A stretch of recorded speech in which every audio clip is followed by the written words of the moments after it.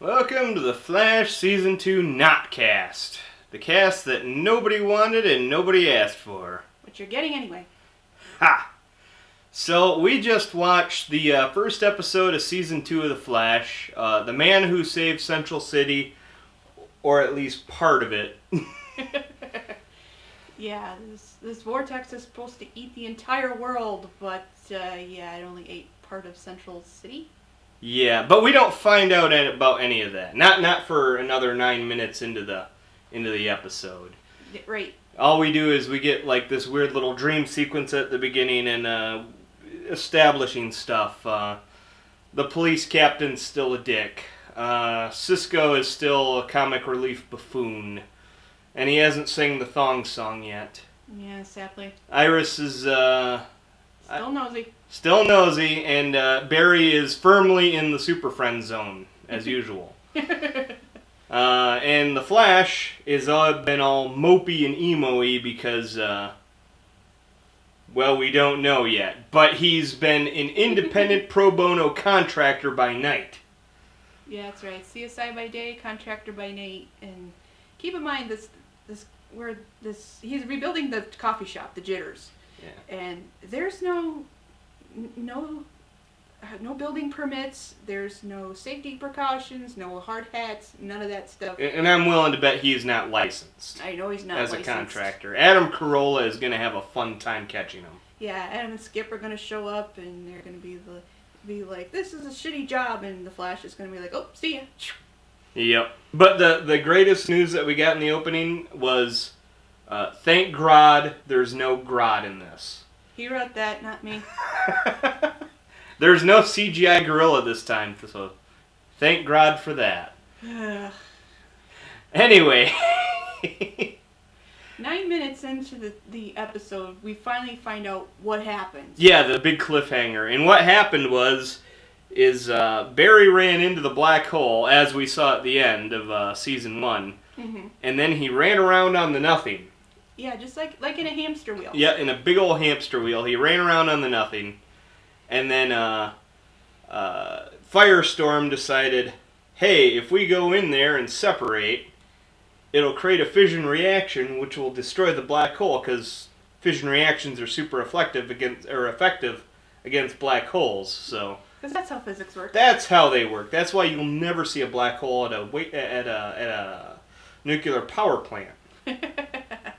So yeah, after the sky explodes with only minor damage, apparently, the Flash saves the white-haired guy. Professor Stein. Not the other one. The one that doesn't exist. We'll get to that later.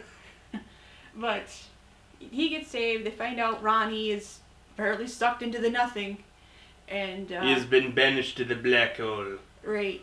And so they're going to hold this Flash Day, this celebration for the Flash because he saved the city. And the Sheldon Cooper fan club showed up. Oh, yeah, all 500 of them.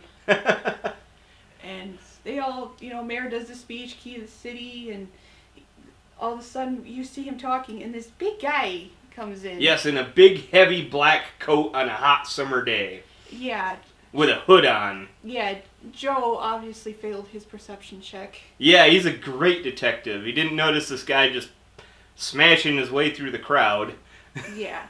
And next thing you know, a taco truck comes flying on the stage, spilling tacos everywhere, and he's like, I'm the bad guy! You were obviously having a Flash Day, so I'm the villain, and I'm going to show up, because I'm this trope.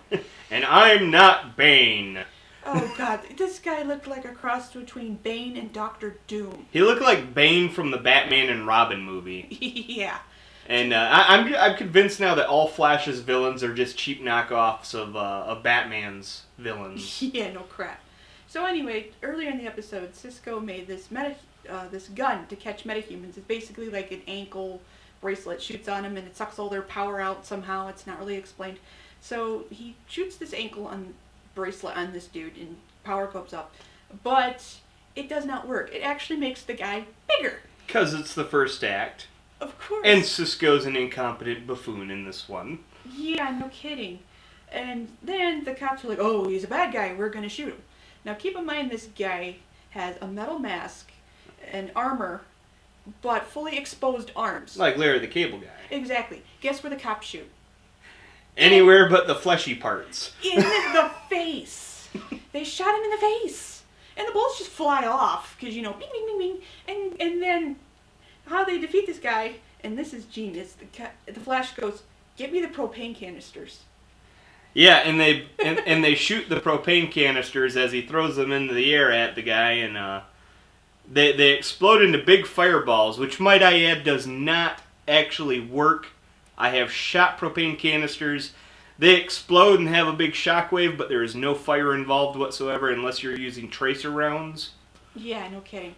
So yeah, the guy's mask blows off because, plot convenience, and oh no, this was the dead guy they found earlier in the episode. No shocker there. So anyways, they track him down to a nuclear waste site because it should be beaming with radiation, apparently, because the EPA doesn't believe in shielding in this universe.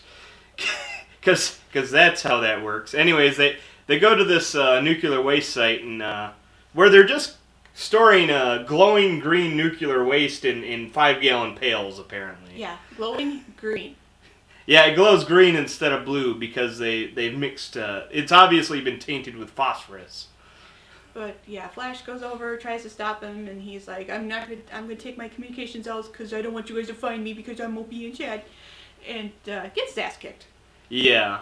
And then he goes back to the lab and he faints, and then we get the standard "quit feeling sorry for yourself, Barry" speech, and that should have been the whole fucking episode right there. Is just quit feeling sorry for yourself. Him and going, "I'm not a hero." Yeah, that took up a third of the episode, folks. You should quit feeling sorry for yourself. I'm no hero. Here's the key to the city. I'm no hero. Yeah, pretty much. So yeah. So anyways, they eventually do get the bad guy to go face off with the Flash, and they end up in a power plant, which was amazingly accurate. And yeah, I know you had something to say about the power plant. Okay, first of all, the guy, they call him the Atom Smasher. He gets his powers from absorbing radiation. Okay, fine. I'll accept that. He certainly does suck. He sucks the weenie. But they go into... First of all, this is a power plant. I'm assuming it's a nuclear power plant because there's rods. Okay, first of all, they go into the reactor area. The reactor area totally bypass security. No security guards, no metal detectors, no radiation detectors, none of that stuff. Straight right in the middle of the core. Just zap, zap there, done. Okay, first of all, no.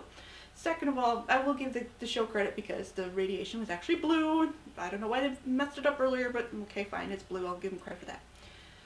But they get into the middle area.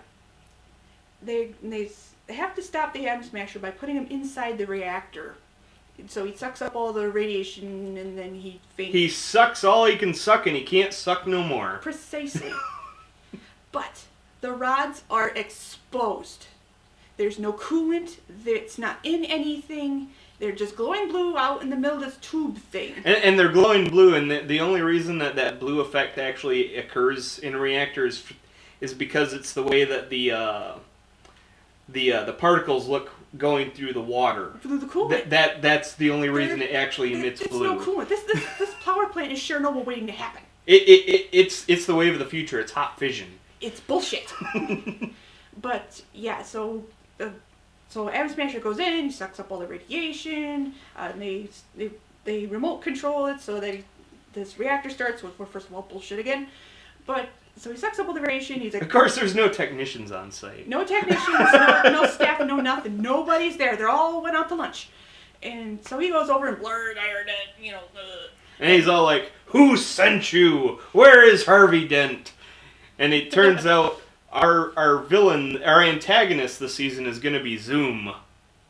Wait, Zoom? Yep, Zoom is the Reverse Flash. Didn't we just get rid of Reverse Flash? We got rid of a Reverse Flash, but this is another Reverse Flash. Oh, fuck me. Yep. Screw me. Sorry. Yep. So that happened. Oh, and getting back to the Reverse Flash. I love how this show just ignores its own its own rules. Of course. Season 1, at the end of it, he's going to go back, save his mother, and they're like, Barry, you can't do that. You'll create a time paradox. You'll erase all the existence that is of now. And he's like, well, okay. And he goes back and he chickens out and he doesn't do it because he doesn't want to disturb the timeline. Of course. And then they erase someone from existence. Yep. Someone who actually caused this timeline to even happen in the first place is completely wiped from reality. Gone. Bye-bye. And yet this timeline has not collapsed on itself. Nope.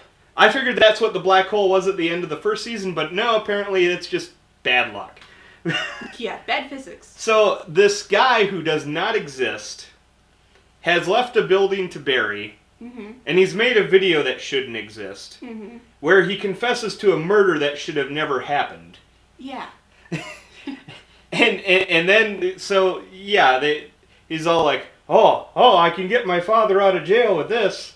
And he brings it to Joe, and Joe's all like, yeah, we'll get him right out of jail right now.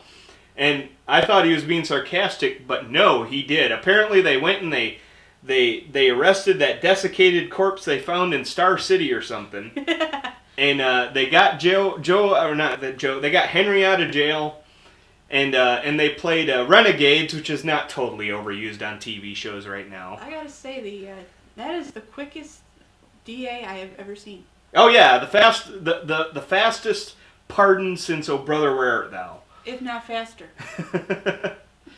So yeah, there's the big celebration, and we're like, oh, thank goodness, the Flash's dad is finally out of prison. He's all like, well, I'm leaving, Barry. My planet needs me. That should have been what happened. Now he actually just says he's leaving because they hadn't had time to spend together all these years, and they couldn't pay him enough. So he's just off the show now. But Barry's got a bright shiny key though. Brian, yes, he got the key to the city. Barry. But yeah, he's got the key to the city, and he's all happy, and they're celebrating, and all of a sudden in walks dun dun dun Jay Bush, the guy who runs Bush's Baked Beans. I wish. No. They all go to Star Labs, and they're all like, yeah, okay, your dad's gone, blah, blah, blah, but you still have us as family, yay. So... Oh, we changed the logo on your suit. Yes, we changed the logo on your suit, we upgraded the security, nobody can get in here. Shadowy figure in the doorway. Somebody got in here, I wonder who it is. He comes in, he goes, I'm Jay Garrick. And I'm the Silver Age Flash. Your world is going to be destroyed. Which... honestly, of all the things that were in this episode, that is like the only thing that I was like, oh, this is interesting. I want to see where they're going with this. And we'll find out what happens in season 2, episode 2. Yeah, we will. So that was the episode, and what did you think, sirs? I'm really not looking forward to the rest of this season. I barely got through season 1. Oh, yeah, there's, Please no more shit with Captain Cold. I have a good feeling we're going to see a lot more of Wentworth Miller in this season. Oh, dear Lord. But, yeah, it's time to get on the hip waders. It's going to get pretty deep in here. I'm going to need more booze. Anyway, thank you for listening, and hopefully you'll tune in for episode 2. Hopefully. I know I wouldn't. Take care now. Bye.